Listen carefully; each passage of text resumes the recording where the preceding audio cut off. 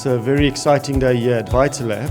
It is our annual conference we're hosting, and we are very lucky to have 70 delegates that's attending the conference. I work at Brussels IVF and I flew over. I'm very happy to be here, very glad to visit South Africa and to be invited by Vitalab. I've just given a talk now on first trimester screening, which we think should be offered universally. There have been some really interesting talks. It's been a real privilege to speak with the other speakers that were invited, and we've learned so much from everyone.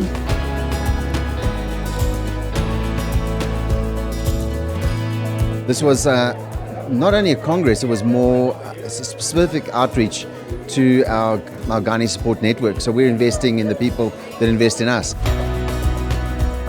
I hope that all of you can also enjoy it as you watch the videos in the future and learn a whole lot about fertility and what is new and available at the moment.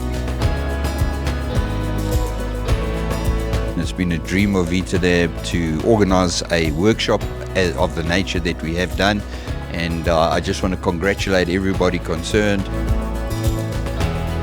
I'm representing most of the fertility clinics in the country. We're discussing today fertility law and ethics. It's wonderful to be part of this team.